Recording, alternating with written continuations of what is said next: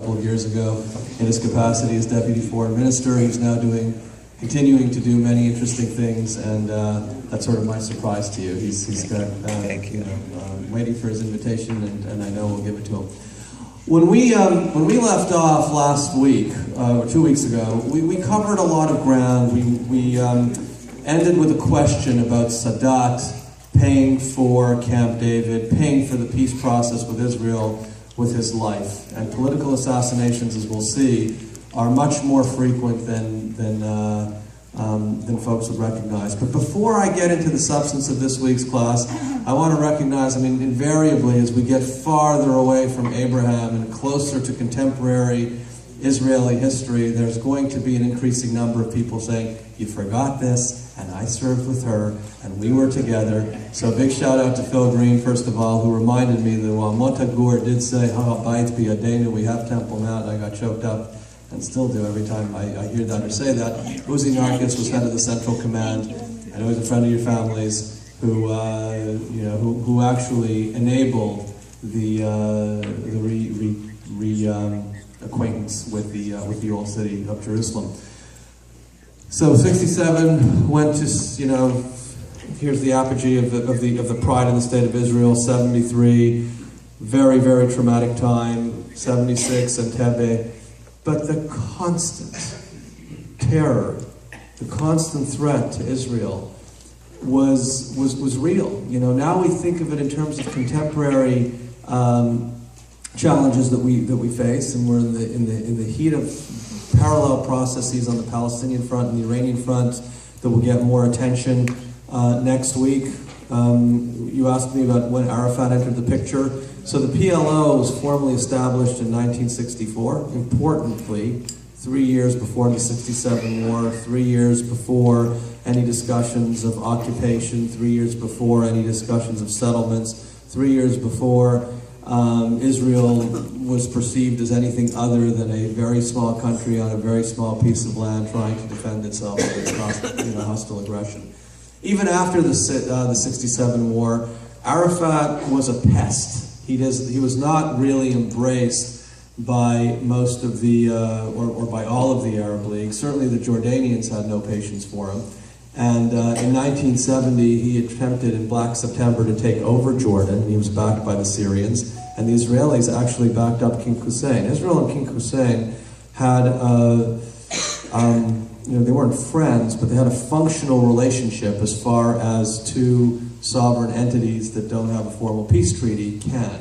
And we'll come back to Arafat later, actually quite soon, because when they were kicked out of Jordan, they moved to Lebanon, and they actually instigated a civil war in the mid-70s that over time became the springboard for attacks into Israel proper, terrorism into Israel proper. In 1978, you had Palestinian terrorists infiltrate Israel, hijack a bus on the coastal road. 34 people were killed. Israel retaliated, went into Jordan. 78, not 81, 78, they went up to the Litani River. I don't have a map here of Lebanon, but that's a good distance up towards central Lebanon.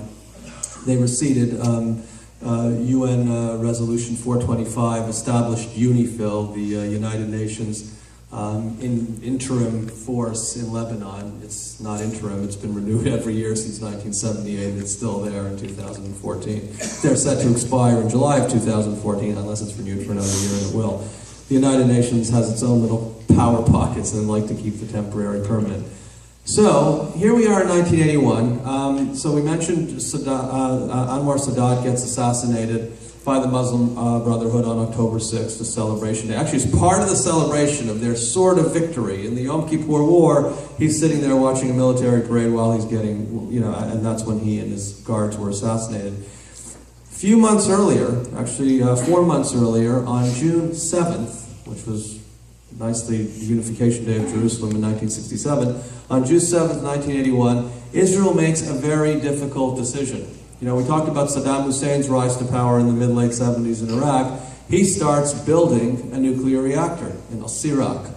And Menachem Begin, Prime Minister of Israel, made a decision unilaterally that he is going to bomb the Iraqi nuclear reactor before it goes live or can produce fissile material. And 8 pilots took off, and Ilan Ramon, famously among them, who later became Israel's first astronaut, was tragically killed in a Challenger accident. But they bombed the reactor completely, leveled it to the ground. It wasn't like they set the program back 1 year, 2 years, 3 years. That was it. They destroyed the Iraqi nuclear program in one sortie. And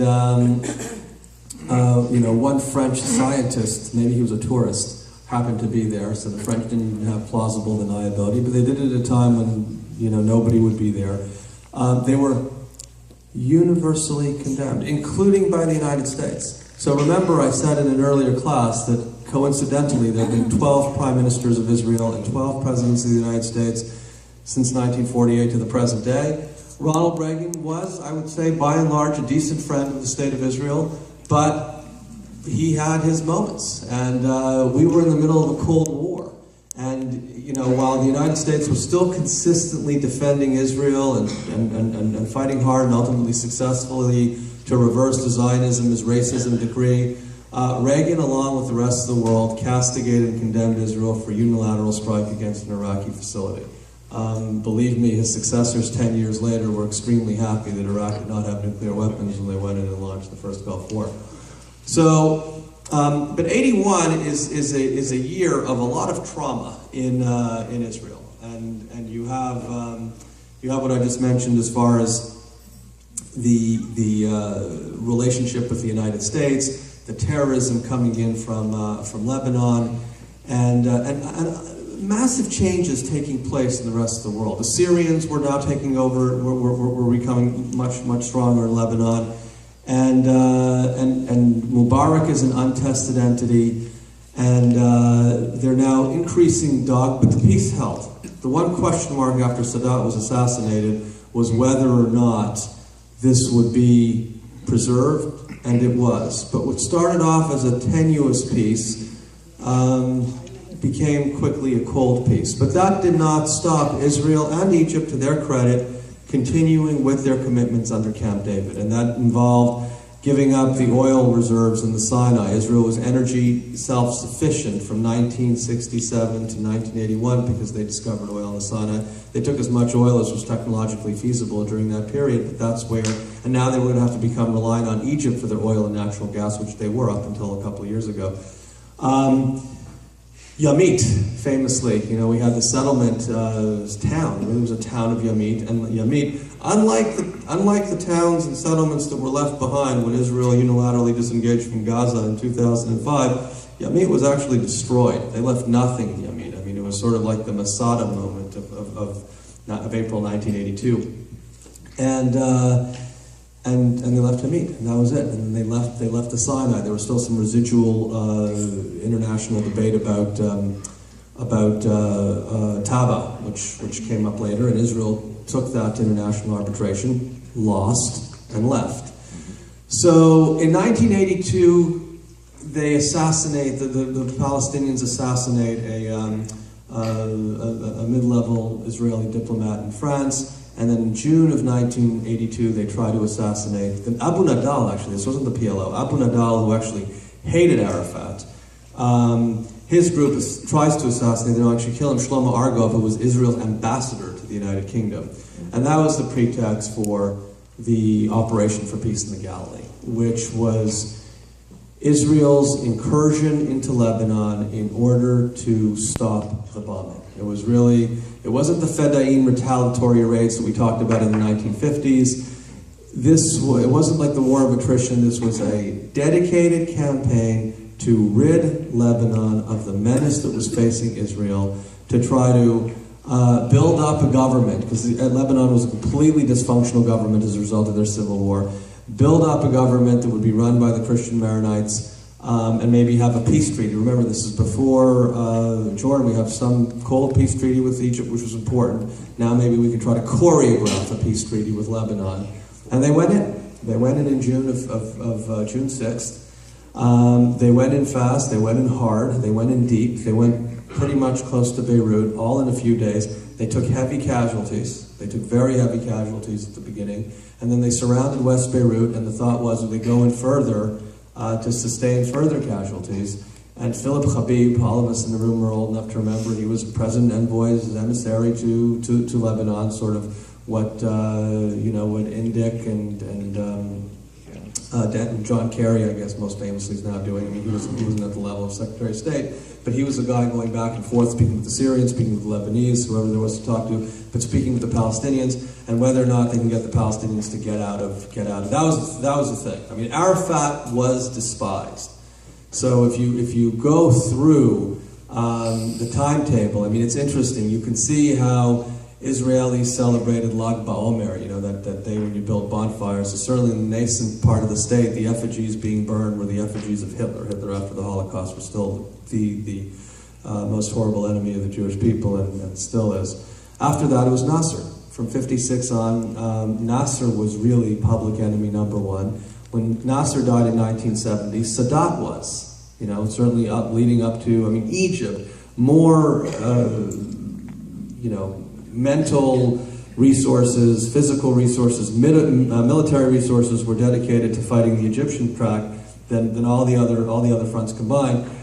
But after the peace treaty, Yasser Arafat, in the face of Palestinian terrorism, became the most existential threat to Israeli society.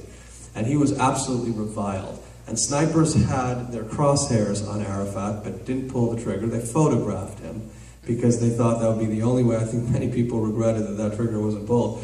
But they enabled him to escape, and ultimately, he reneged even in the negotiations with Philip Habib back and forth, but he ultimately left and went to Syria, then Tunisia. But the Syrians had their own plans to take over Lebanon, and when we see later on in this class, in the beginning of next class, this was the formation of Hezbollah. Hezbollah was the residual formation of these armed bandits. We're looking at what's going on now in Syria, the civil war. We have good rebels, bad rebels. I don't know what a good rebel is. We have horrible rebels and less horrible rebels. But we have jihadists. We have people coming from all over the region using this as an opportunity to train for whatever future conflicts lie ahead, but also to create an enormous amount of mischief and mayhem. And the same thing was true in Lebanon. Of the 15,000 Palestinian forces, nearly half of them were people from other parts of the world who were joining this jihad. So they expel Arafat, and look, we need to put this in context of what else is happening in the world. The one thing that those of us who remember the Lebanese, we now call the first Lebanon War, but then it was the Lebanon War until 2006. That was the Lebanon War, and still is the Lebanon War. Just to put this in context, from 82 to 85, we were there.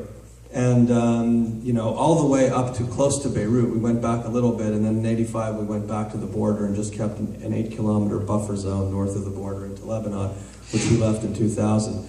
But from that period, you had a demonstration, and this, I think, if you want to tie it into other things that are going on in the world, this was one of the first building blocks to the end of the Cold War, because the Soviets really saw. Look, the Soviets were mired in Afghanistan in the late 70s. We have the Olympics going on in Sochi now. The last time the Russians had the Olympics in Moscow of 1980, the entire Western world boycotted it, and then they retaliated in 1984 by not coming to Los Angeles. But the Soviets were seeing Israeli pilots using American planes and Israeli tankers using largely American weaponry, and Israeli infantry using largely American weapons decimate whatever they were seeing on the Soviet supplied side, particularly the Syrians. And look, there were gyrations all over the world, right? I mean, Indira Gandhi's getting assassinated in India, and Mao dies. You have the Gang of Four. Deng Xiaoping is starting to allow for the Chinese to have a voice in the late 70s, early 80s. So you're having all sorts of global percolations taking place simultaneously, and in Israel proper, they don't really know what to do. It wasn't a universally popular war. Peace Now actually started in the 1970s, but Peace Now got really active. It's, Shalom Achshav. It was a real battle between the people who didn't understand what we were doing in Lebanon. I mean, there was all sorts of controversy around the settlement plans, which started, in 1967. We now gained all this new territory, but the real settlement movement only started in the mid-late 70s. And the Golan Act was only passed in 1981. So, essentially annexing the Golan Heights. So you had a real debate in Israeli society, and as often happens, you have a visceral debate. I mean, some right-wing demonstrator throws a grenade into a Police Now demonstration. Emil Grunzweig is killed. This is like civil war, right? I mean, it's not on a massive scale that we're thinking about in other places, but that's a serious thing when somebody goes out to demonstrate and a grenade is thrown at him and he dies. And lots of people get injured. That's not a healthy way to conduct civil discourse. Begin was completely distraught. So you have the famous Sabra and Shatila. I mean, there's too much here for me to cover everything, but the Lebanese phalange went into 2 refugee camps, holding Palestinian Muslims, and the Christians massacred over 1,000 people. And Arik Sharon, who was the Minister of Defense, was there. And the other people were there, and there was a commission saying that his behavior was inappropriate, and he sued for libel, and he lost, and now we lost Prime Minister Sharon a month ago. But he was a complicated fellow. I mean, he was a hero in the Yom Kippur War because he didn't get the memo about the ceasefire, and he drove the Israeli tank corps another few hundred kilometers close to Cairo.